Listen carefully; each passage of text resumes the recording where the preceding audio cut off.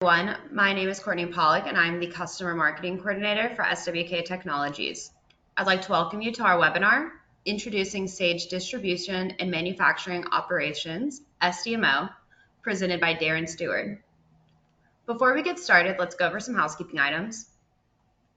Everyone has been placed on mute to keep the background noise to a minimum. However, throughout the webinar, you can ask any questions you have. If you'd like to ask a question, look for the questions section of your GoToWebinar panel or the chat box, and we'll answer all questions at the end of the presentation.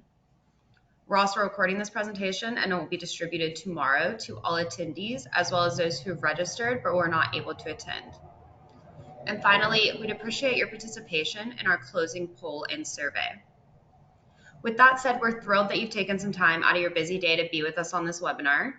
SWK is here to help you fulfill your vision of a smarter and easier way to run your business by providing you tools, support, software, and industry knowledge whenever you need it.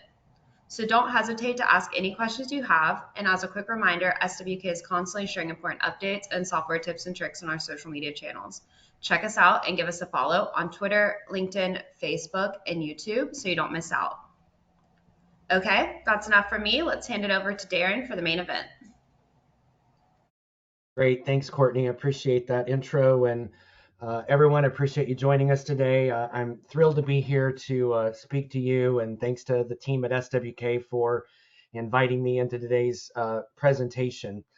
What I want to do is focus on our brand new Sage Distribution and Manufacturing Operations product today. And we'll take you through some basic PowerPoint stuff. I'm not a big one on PowerPoint. I always feel like it's better to actually see the product.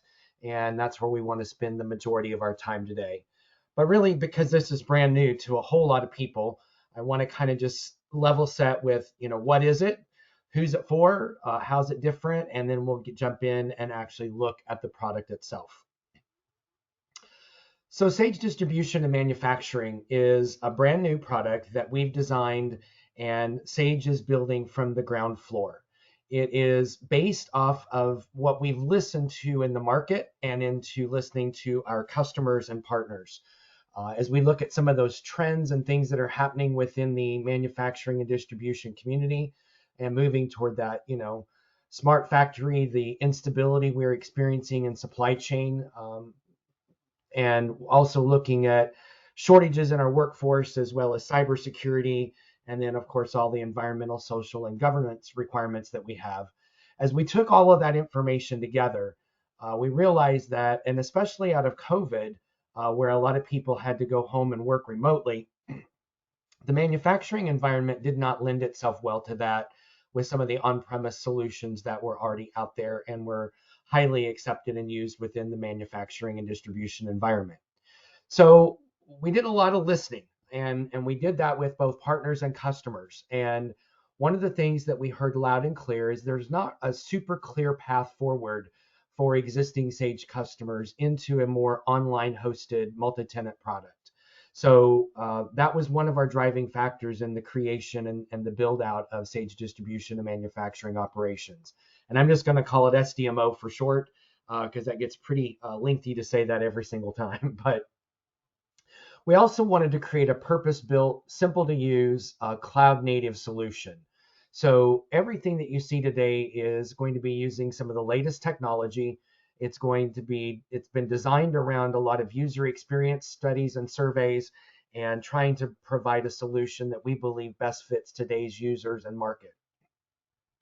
We've involved partners, we've involved customers in that development journey, and we've also utilized the decades of experience we have within Sage, within those industries, to build out the best practices, to discuss, how we manage those resources, how we handle workflows, and all of that. So all of that information has been collected and pulled together, and we basically are now looking at an ecosystem within the Sage world where you've got best of breed financial and accounting products like Sage Intacct, forecast and planning products, whether that is for general ledger budgeting, whether that is forecasting and planning for items.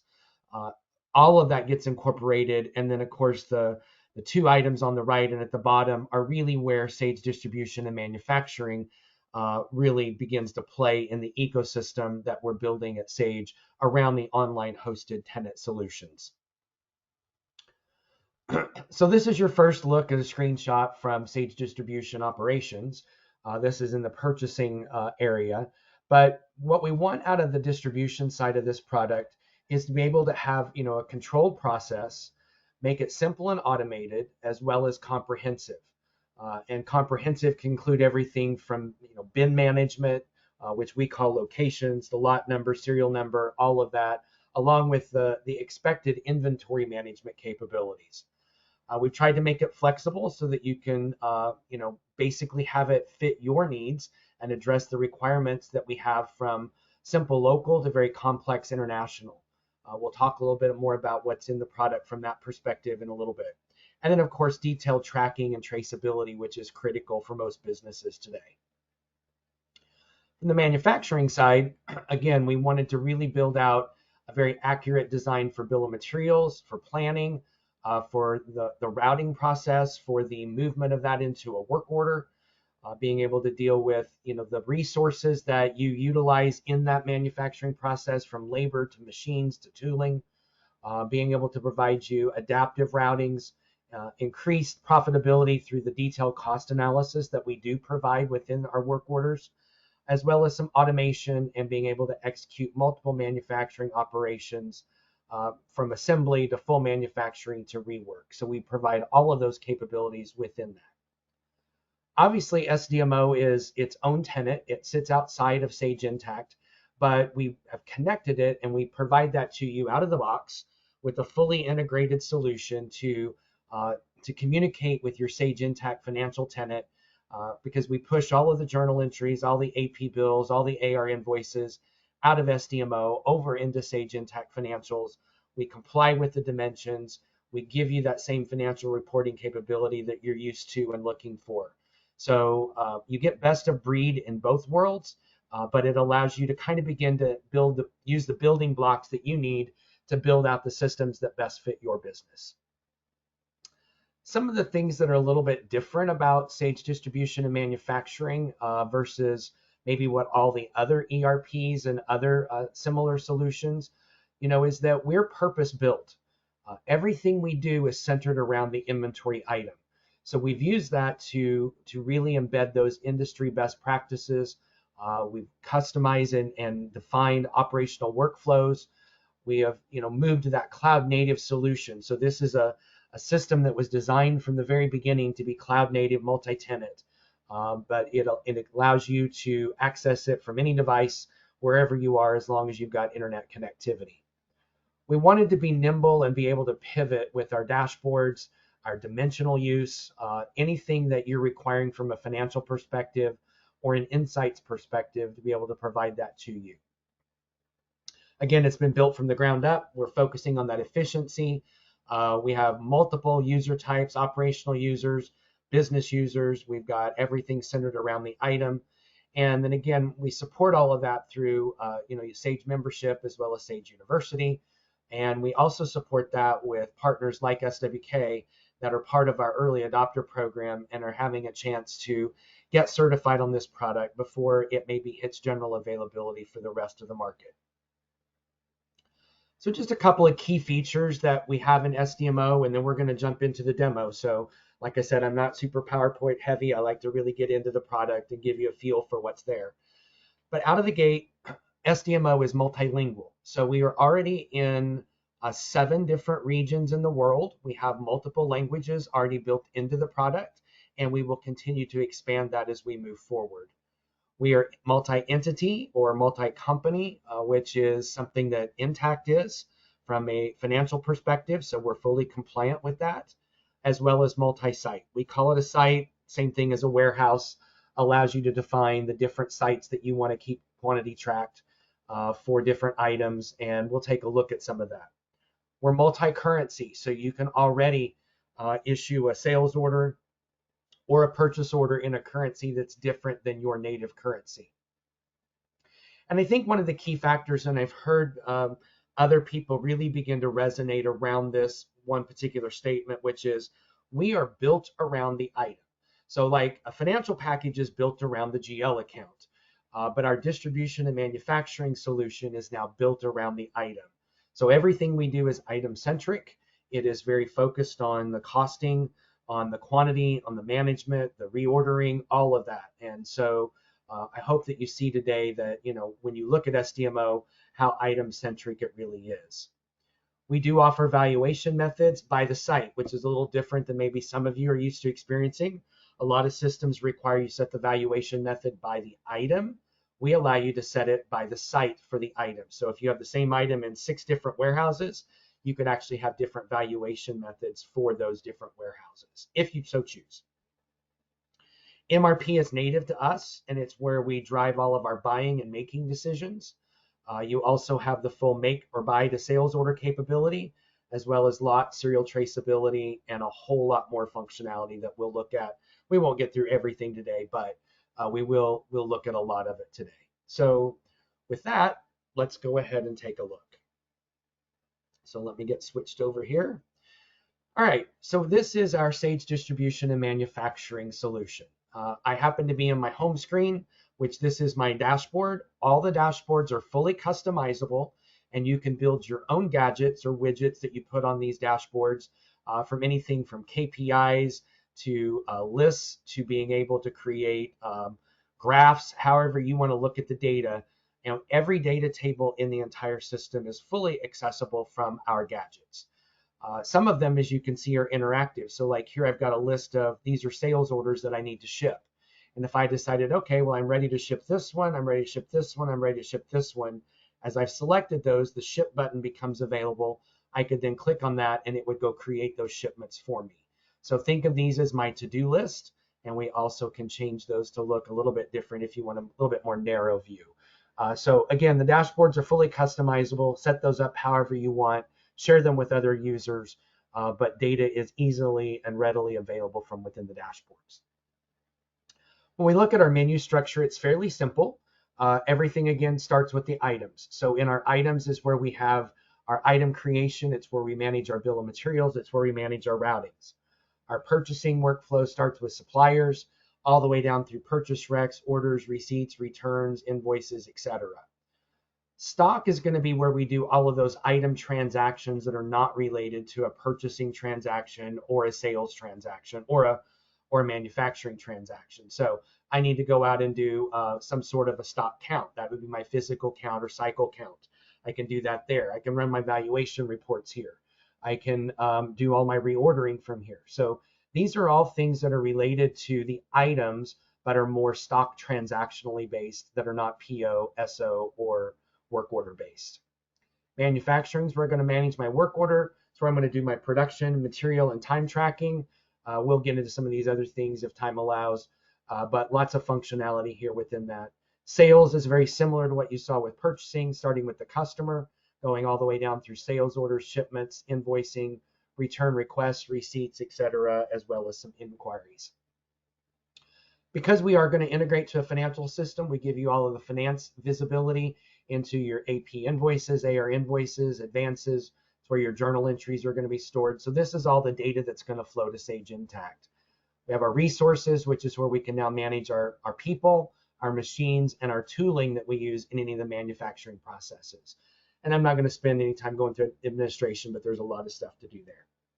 So we'll jump back up and we'll start with the item, because this is, again, really where we are focused and where we are very centric in how we deal with SDMO.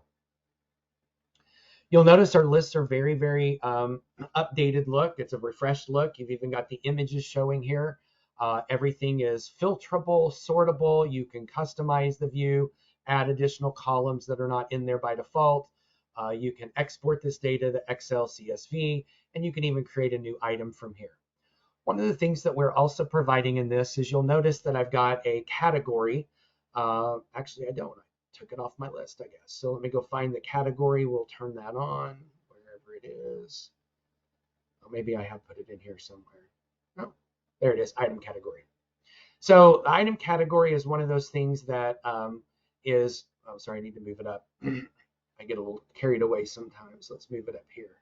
So we'll put it up here next to the, there we go. Then it rearranges the list. It follows that view. But one of the things that we can do with these columns like item category is we can actually group the list by that column. So when we go out and group the list, you'll notice that it changes the appearance. Now we have the little chevrons. We can click that, expand it, and now I get a list of my finished goods. So it makes the list a little bit more manageable and easy to navigate. So lots of capability. We're continuing to build out additional functionality in these areas, but these main lists really do provide a lot of value.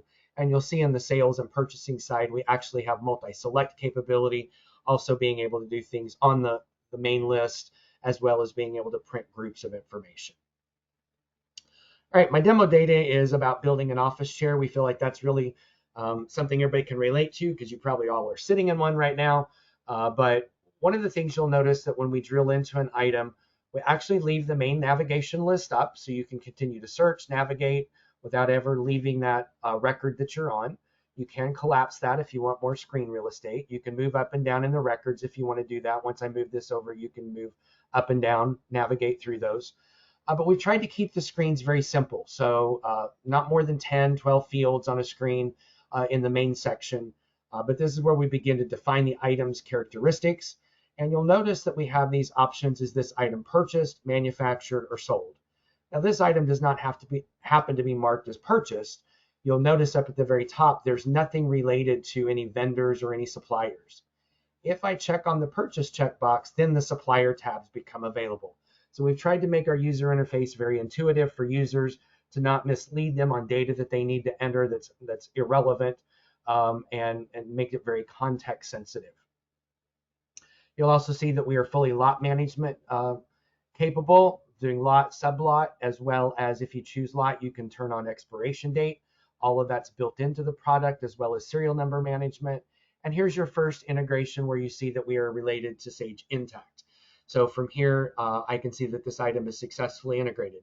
Now, the reason we do integrate items is because we want to use that as a dimension over in the general ledger. And for those of you that don't know dimensional accounting, that's a conversation we can have at a separate time. But an item becomes a dimension that we can actually report off of out of the general ledger if we want to do that. This is a hyperlink. It will launch me into Sage Intacct. I can log into my Sage Intacct instance. And here in just a second, that's going to pop up, and it's going to take me right to that same record over in Sage Intacct. So there's my 61 series chair, same item number, etc. So we do provide that linkage and provide that data moving back and forth. I want to jump over to sites real quick. These are your warehouses. So if we look at that, I've got this in 2 different warehouses. I have different costs in those. I have different quantities being tracked in each of those. I'm managing replenishment differently in each of those. I've got different safety stock levels. So all of that can be managed here within the actual site card that we can pull up. You can see all that information. We can manage how we value this on standard, average, or FIFO. That can be done site by site. We can establish all of our replenishment. And you've also got the ability here to mark items as make to order. So if it's something that you want to create a work order directly from a sales order, as long as the item is marked as make to order, you can do that.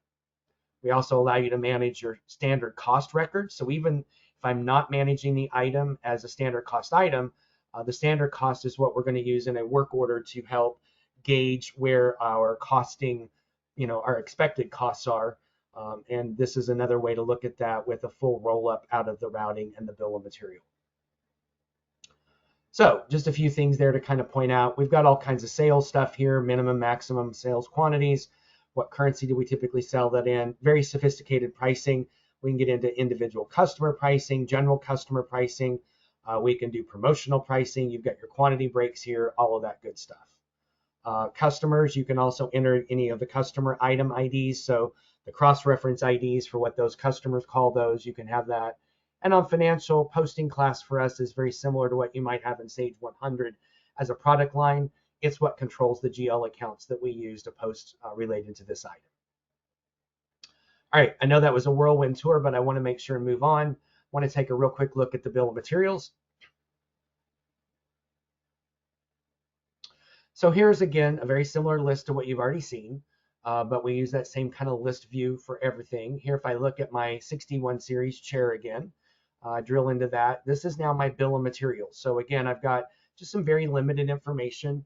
One thing I do want to point out that we offer is which is called a base quantity. Um, a lot of systems I know, including Sage 100, require that when you set up the bill, it's always to produce a quantity of one. That works really well when we're producing widgets. When we get into some more maybe liquid based, or we get into some food production, something similar to that, we get into more of what we call a recipe. So I always use the example of baking chocolate chip cookies, right? My recipe calls for 2 cups of flour, cup of sugar, whatever it is, and that's all to make 24 cookies. So I can actually put 24 here in as my base quantity, and then the components that I list could be the quantities I need to make those 24. When you get to producing a work order and you say, well, I want 50, we'll do all the math to figure that out to tell you exactly what ingredients you need to make 50 cookies. So it's a little bit different concept than we've seen in some systems, but it allows some flexibility in how you want to create your bills. Obviously, these are my components within the bill. We're already tracking the standard costs for those. We're giving you already a rolled up standard cost for material based on this. You can manage all of those here if you go into the edit, and you can see the information that's being added, including instructions, scrap factors. Is it a fixed quantity and not something that I scale? So all of that can be set up on each item within a bill.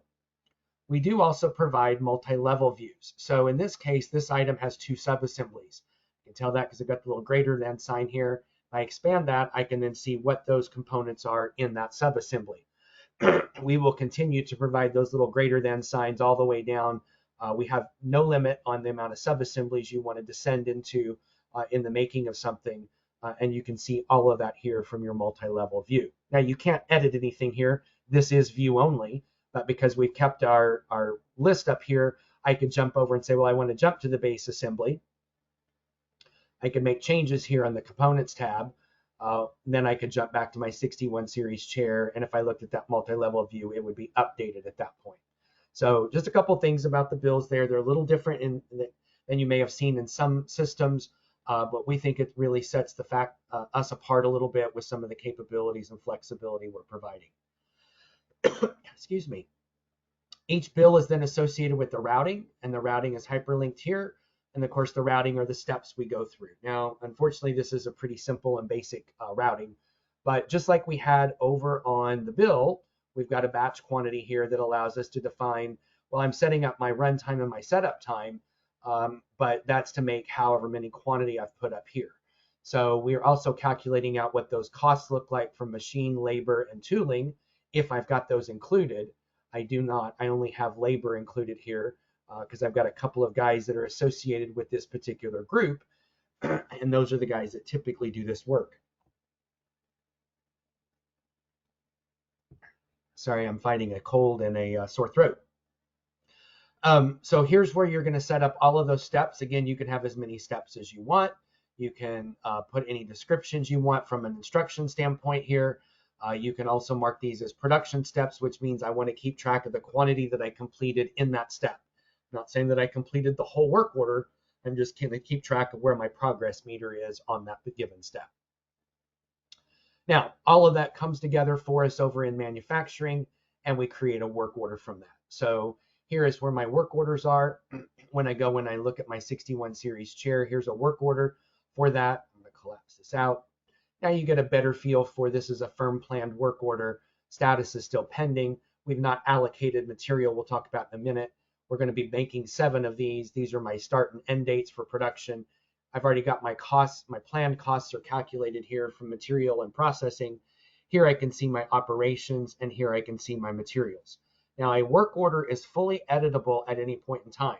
So if I want to still add an item, I can do that. If I want to mark an item as excluded from this because I'm not going to use it in this work order, I can do that. And as I have transactions that are booked against this work order, they will show up here under my trackings list to show all the various material, labor, production entries that I've created for this work order. So I jumped ahead a little bit. What I'd like to do at this point is kind of go back and maybe we start a little bit of a workflow here, and we're going to start over on the sales side with creating a sales order. So when I go to the sales order list, you'll see again, very similar to what we've seen before, but we've got some action buttons here. If I want to duplicate that sales order, I can. If I want to print it, if I want to send it, I can do all of that. And we again respect all the dimensions that are required over in Sage Intacct. I'm just going to go ahead and create a new sales order. And you'll see that this is a pretty simplified process. I'm going to go in and select my site, which is again my warehouse. Who's my customer that I'm selling to? Well, I'm going to pick on Levin Furniture here. I don't need to enter the number. The sales order number will populate that for you. And then I get a grid entry here that allows me to come in now and start entering what it is I want to have on this order. All I have to do is type the first 3 digits of the item number. It filters the list. I could do the same thing on the description, a single field to be able to search on either item or on description. I'm going to go ahead and select that, tell it how many they want to buy. They want 15 of these. If I had a price list, the price would have defaulted in for me. I don't have a price list set up on this, unfortunately. And I'm going to say it's $495 we're going to charge them. And I'm just going to hit Control Enter, and that records my line, and it now becomes a line on the sales order. I could repeat the process for any additional lines that I wanted to add. You can also add, if you want to use the panel, you can pop that open. You get a little bit more detailed screen. You have to kind of work through the tabs to get it added, but it's a different option if you want to do that. So you get to pick the way you work. Now, we save everything first as a quote, so I'm going to go ahead and say save that. It's now going to save my quote. If you don't need it to be a quote, you're ready to make it an order, you just confirm it instantly. If you want to print it or email it, you can do that. If you want to send it out as a quote, you can do that at this point, but you cannot place a work order against it in a quote status. If you're doing a make to order, it has to be a confirmed sales order before we can do that. So we're going to go ahead and confirm it. That makes it into a pending live order. And now you'll notice, and when I come over here to my action button, I now have the option to create a work order. So this is that make to order functionality. So when you want to build directly to a sales order, you can do that. I'm going to say I want to create that. It already knows it's for the 61 series chair. We have 3 categories of a work order. Assembly only means I'm just pulling in the bill. Normal means I'm pulling in both the routing and the bill, or rework says just pull in the routing and no bill. Doesn't mean you can't add parts. You can still add parts to it. You can issue parts to it, whether they're on the work order or not, doesn't matter. It's just a different way of looking at the work orders. I'm just going to go ahead and pick normal. We're going to call it firm. We've copied in the quantity from the line. Start date's fine. I don't need to enter a work order number because we'll assign it. And I just click create. And it's now created work order 230027. Now, if I scroll on over here, I've got this order right here. It shows a little paper because that's associated order. If I go back in here and look at the assign order list, now you'll see that this is the work order that was created for that. I can drill into that work order. Since we're web-based, we've got all the hyperlinks. You can navigate around where you need to go. And here you'll see also it's been assigned to sales order 2329. So full cross-reference back and forth between the 2 documents. All right, now that we've got a sales order, we've got a work order, the next big question is, do I have all the parts? What else do I need to order? What do I need to make subassembly wise? So we can come over to the stock menu, and we're going to come into our reordering, and we're going to issue an MRP calculation request. So here I'm going to go in, I'm just going to give it a name. Let's call it SWK for today. I'm not going to choose a company. I'm just going to choose the Acme manufacturing site. I'll say select. You could choose a range of items. When do I start? How far out do I look? Do I explode my bill of materials to look at all subassemblies in a single pass-through? And you can even include sales quotes and MRP if you want to do that. I'm going to click calculate. It submits that request. Now I have a real small data set, so it doesn't take long for it to calculate, but I'll go to my MRP calculation result. And right there, you can see there's my SWK run on 11/14 that's been completed. So what we have now is the entire list of everything that SDMO came back and said, you don't have enough. And now we need to figure out what we need to make and what we need to buy. And you'll notice that from the production is a make, the purchasing is a buy. So the first big question is, well, why do I need 97 of these, right? So we calculated that, but why? So if I click on my item name, I'll be able to drill in and to find our justification listing. So we had 2 to start with, but we've got all of these requirements that work orders have for this particular item. Obviously, I can click on any of these links and go look at the work orders. And I will also notice that I have 5 in safety stock that are required. So not only am I calculating all of the various work order requirements, I'm adding the 5 for my safety level to get back up. And that's where we came up with the 97 in this case. Now, We do all that math for you, but you don't need to live by our math. If you're ready to actually go create a work order to make those 97, you just click the plus sign. Here's my create work order. Again, category, I'm going to make it normal. I'm going to go ahead and mark it as firm. There's my 97, but I can override this. Maybe it makes more sense to say, I'm just going to go ahead and make 100. So I don't want to mess with an odd number. So we leave it up to you. Do what you need to do. I'll go ahead and say create. It's going to go build that work order for me.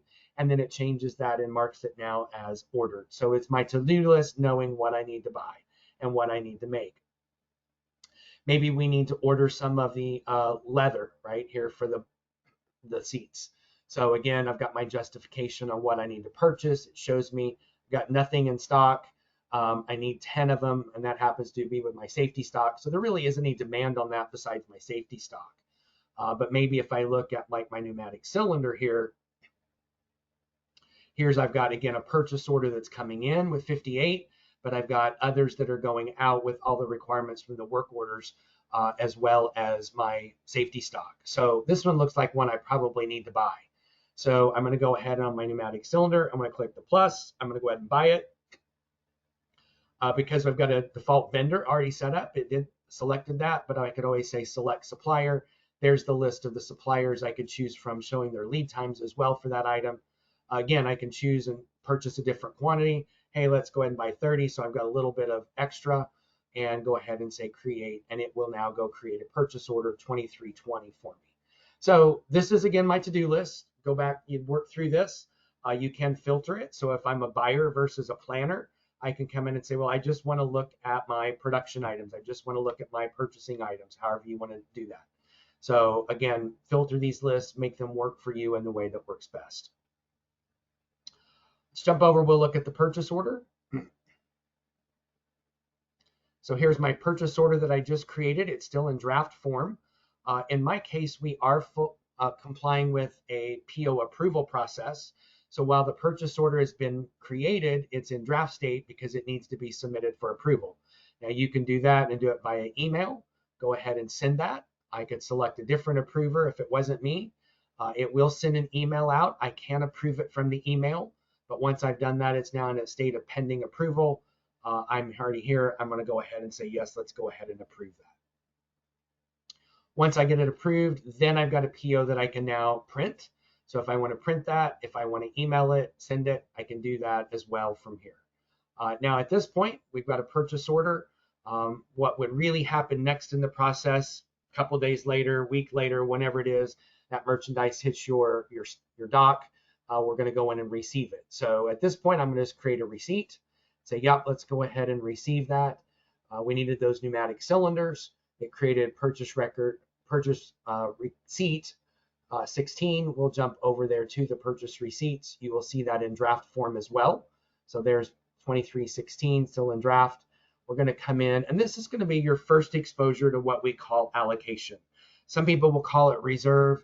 Basically, though, what we're going to do is we're telling the system, where does this go and what state is it in? So I've got a purchase receipt. It's still in draft. If I come under the more actions, I've got my stock details. So I have to identify where is it going, and what's its status. Now, location for us is basically the same thing as a bin location. So if you want to come in here and look, these are all the bins that I have relative to this particular site. Again, you guys create those as many as you want, however that works. We even have a mass creation that will take sequencing numbers and allow you to build those out where you don't have to manually enter all those bin locations. We also have a status. Is this item accepted? Is it in quality control, or is it being rejected? And I've even created an additional custom status of A1. So it's up to you guys to create those statuses, but just be aware that only accepted merchandise can actually be used for sales or for manufacturing. If it's in QC, it's not allowed to be used yet, and if it's rejected, you can't use it either. So we do segment those out and keep track of those separately.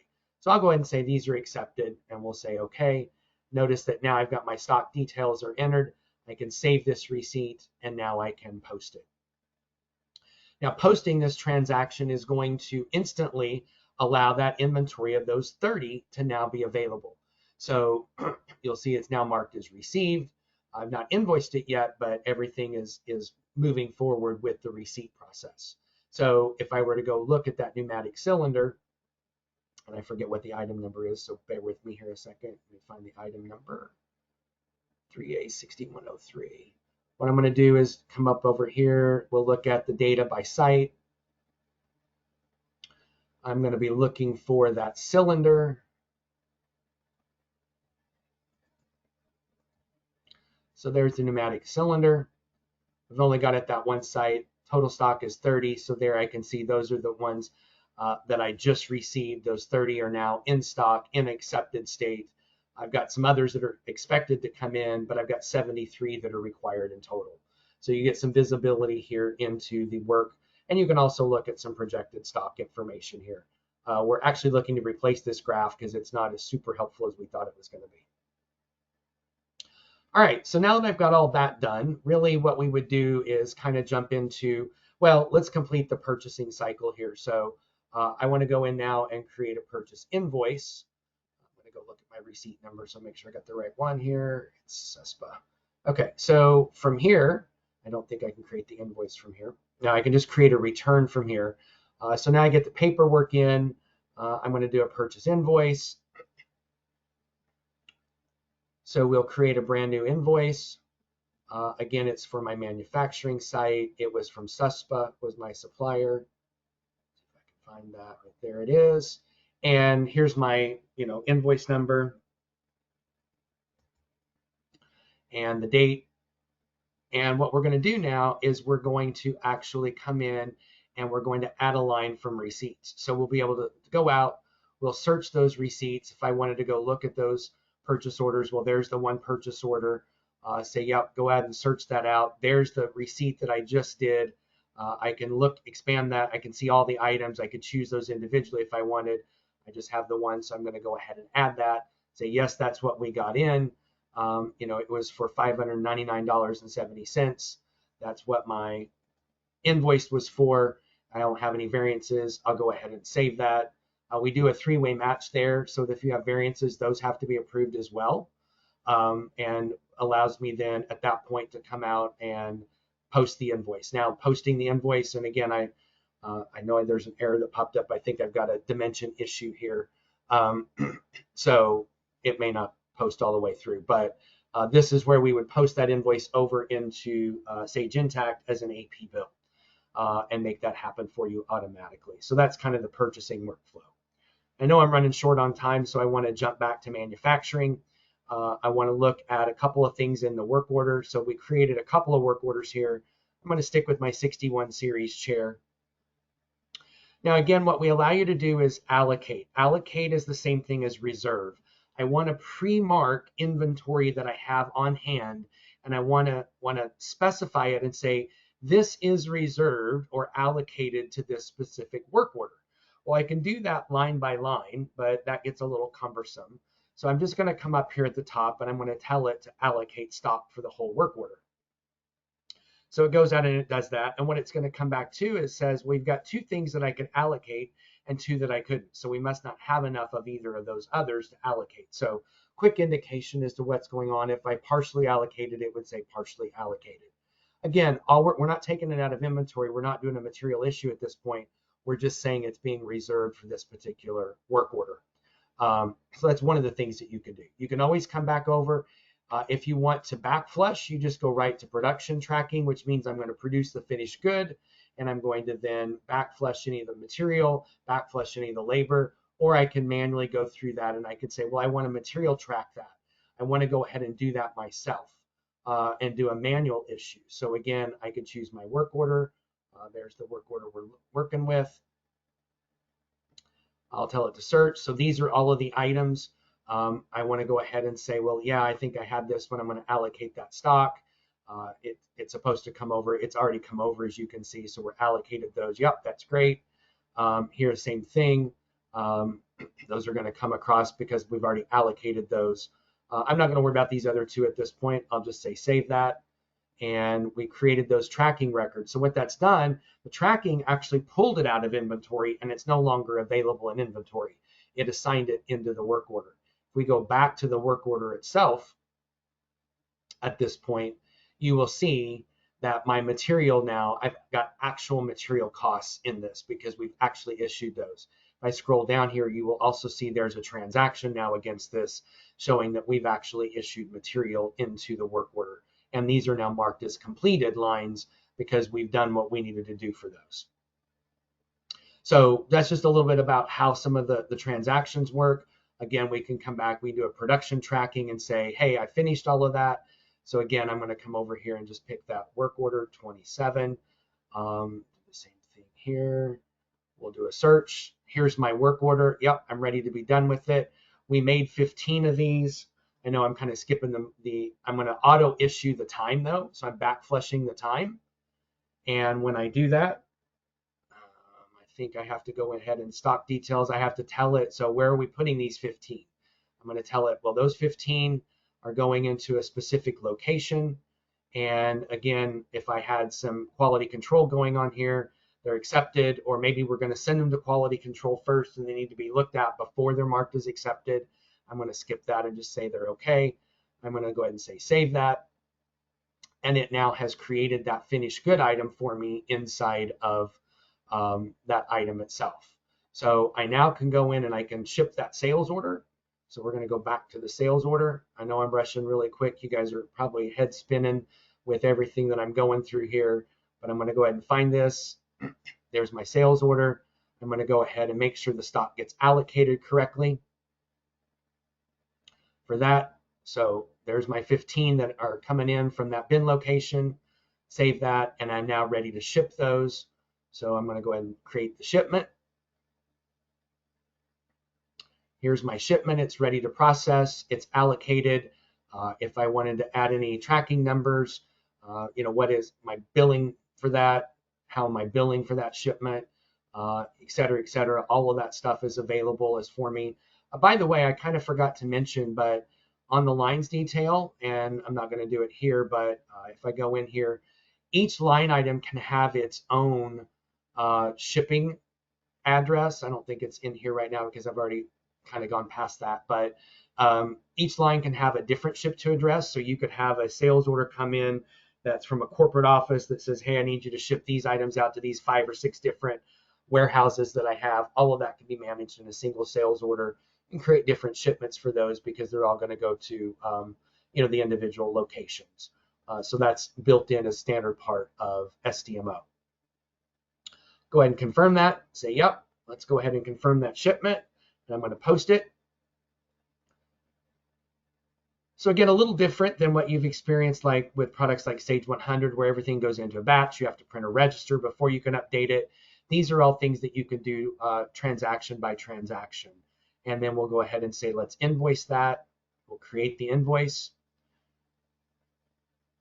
So the invoice is now created. Again, it's in draft format. There's really nothing else we need to do with it. We'll just go ahead and say post it. And that invoice is now being posted. It's got in progress. It's in progress.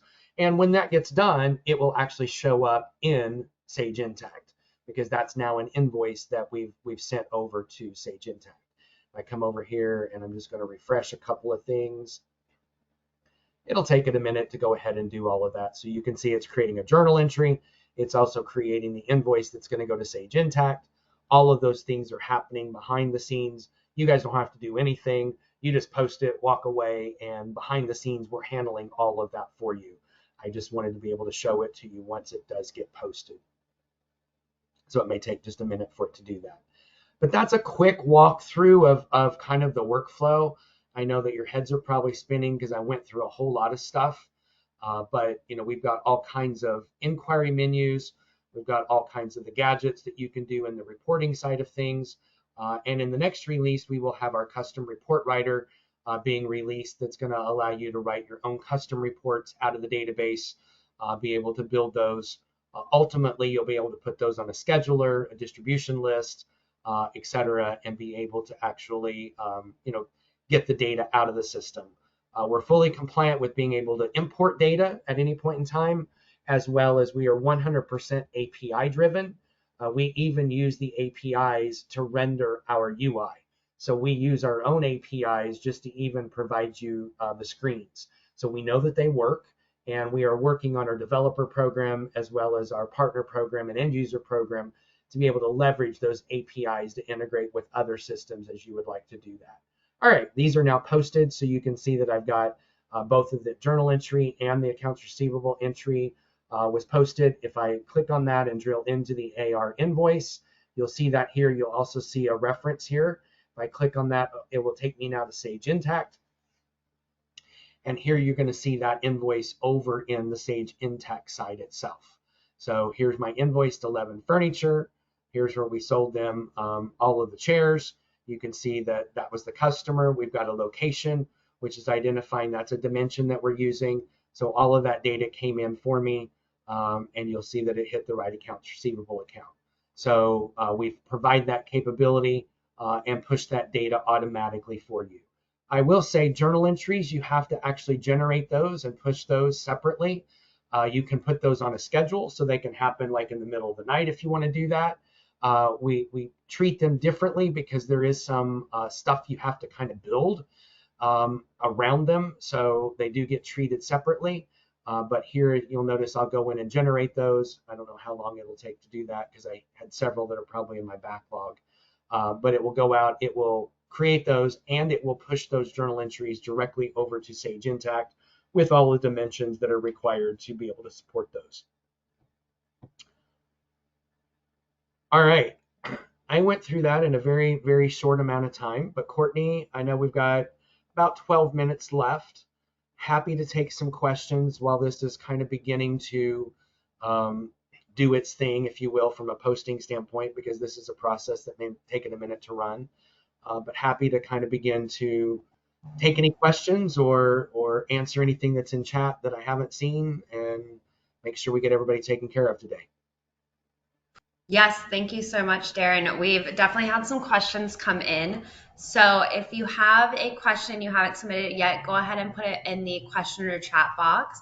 And we'd also appreciate your participation in a quick poll. Just curious to know if you'd like to learn some more about Sage distribution and manufacturing operations. And Darren, while this first poll is up, I'm going to go ahead and get you started on the first question we've had. So does SDMO require the Sage Intacct inventory module? Great question. No, actually we do not. So when you have SDMO, all of the inventory is managed within SDMO. There's no need to have the Sage Intacct inventory module. Sage Intacct, when you enable order entry or you enable purchasing in Sage Intacct, you do get an item file, and that's the only thing we need is the item file. But all the quantities, all the costing, all of that is managed in SDMO, and you do not need the inventory module in Sage Intacct when you're using SDMO. Great.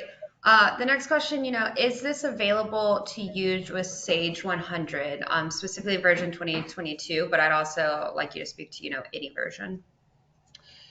Yeah, at the present, it is not. We have a longer term strategy where we know that may be important, but what we're focused on initially is using hosted solutions. So both Intacct and SDMO are fully hosted multi-tenant cloud solutions.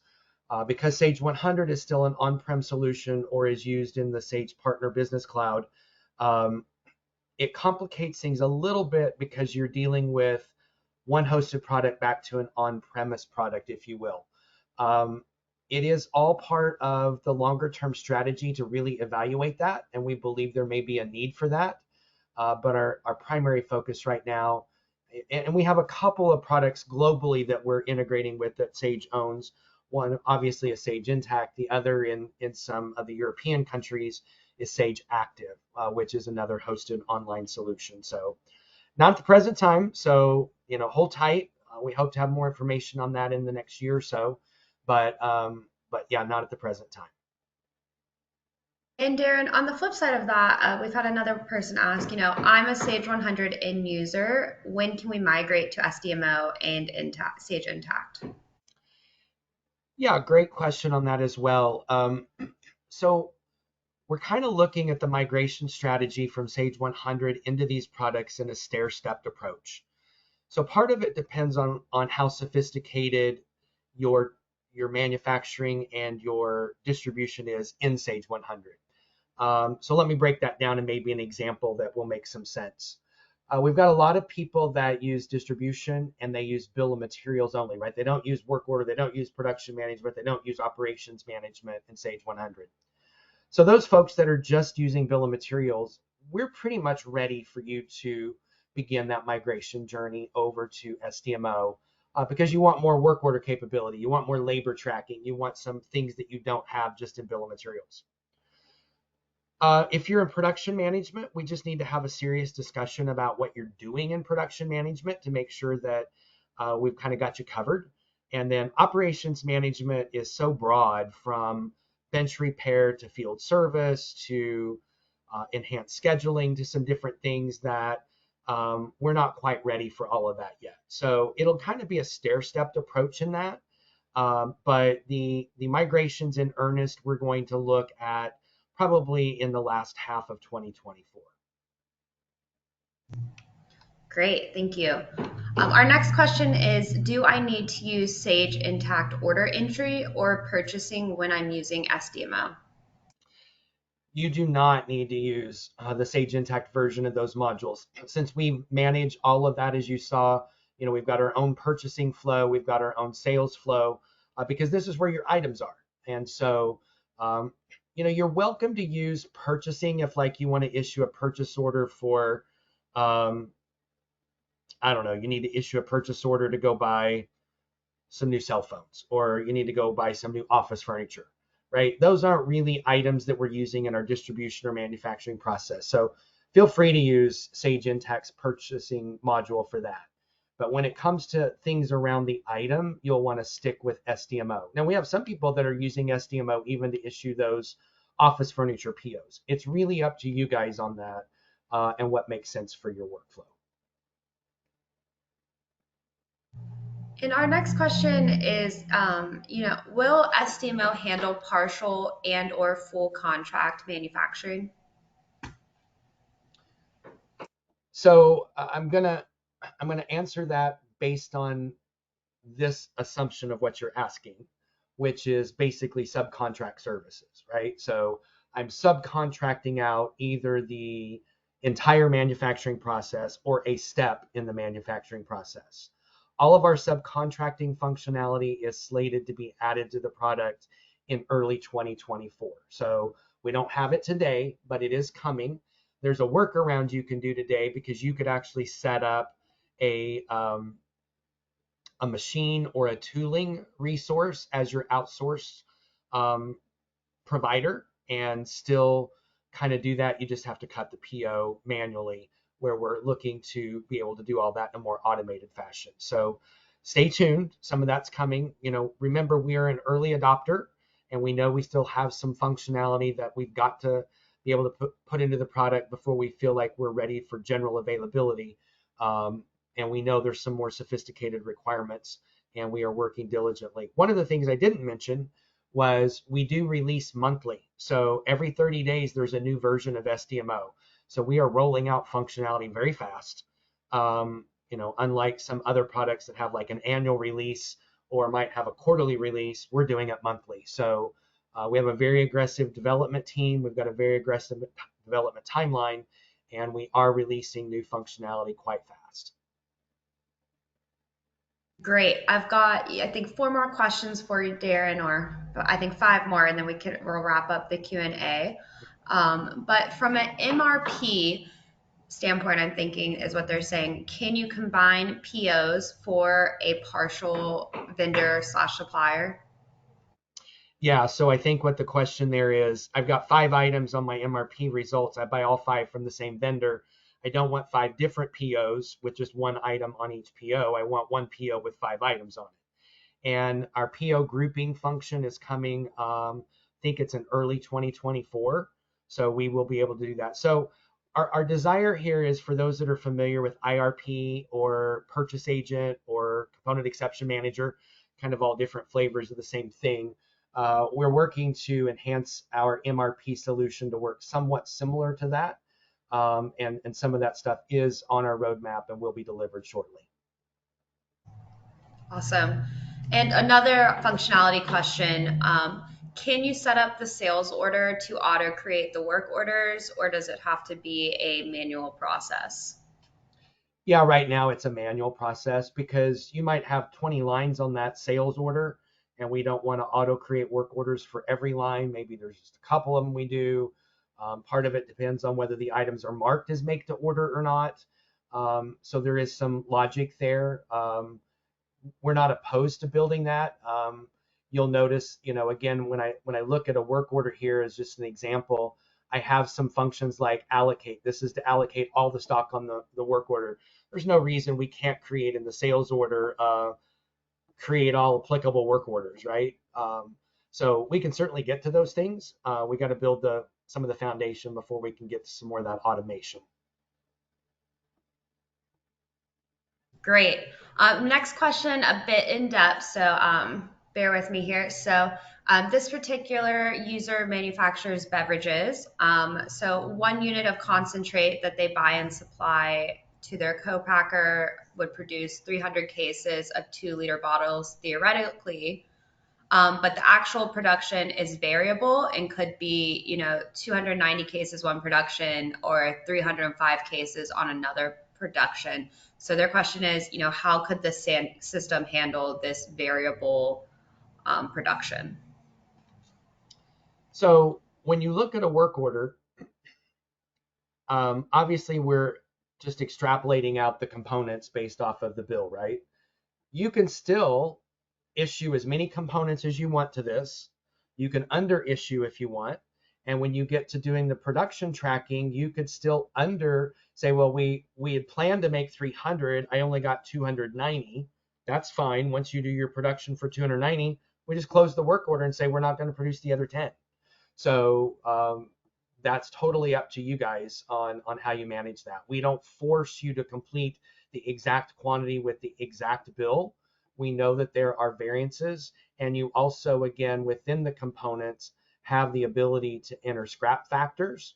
So, if there was a scrap factor that was entered on the bill, you can manage that to know, we've got some loss here. So that whatever that turns out to be. So any of those things are fine. We're not going to hard code you into the quantity required or the quantity being produced.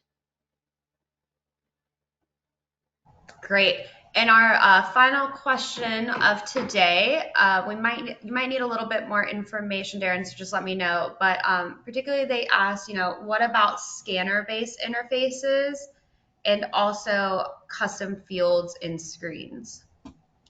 Yeah, so custom fields are already there. So as you can see, I can create a field here right now. So I have rights to do that. So custom fields are already built in. The scanning is going to be a Sage scanning solution. It's already written, and it's working with another Sage product, and we are integrating it with SDMO. All of that should be done in mid-2024. And Courtney, I know we're out of time, but I want to show one other thing real quick that I totally forgot, which is a lot of people ask about work order scheduling, and I forgot to show that we have a work order calendar here. We're not doing capacity planning per se, but we're giving you more of the whiteboard experience of these are the work orders that I have. This will become drag and drop, allowing me to move work orders around. We will also provide this on a work center view so you can see what work orders are scheduled in what work center on what day. So it's a little bit different approach than what you've seen in some solutions, but we think it's probably more fits what businesses actually do and requires as less data management and manipulation just to make a capacity scheduling tool work. So forgot to show that, wanted to call that out real quick. No, I'm glad you did. This has been, some awesome features to get to see, and I really appreciate everyone out in the audience for your questions, some good questions today. So thank you, Darren, for really, like giving us this introduction to SDMO, and thank you to everyone who's taken some time out of their day to be with us on this webinar. We hope you have a wonderful rest of your day. And if you let us know in the poll and follow up, or reach out to your SWK rep if you want to get some more information about SDMO. Sounds great. Thanks you guys so much for having me today. It was a pleasure to visit with you. Have a great rest of your week and happy Thanksgiving.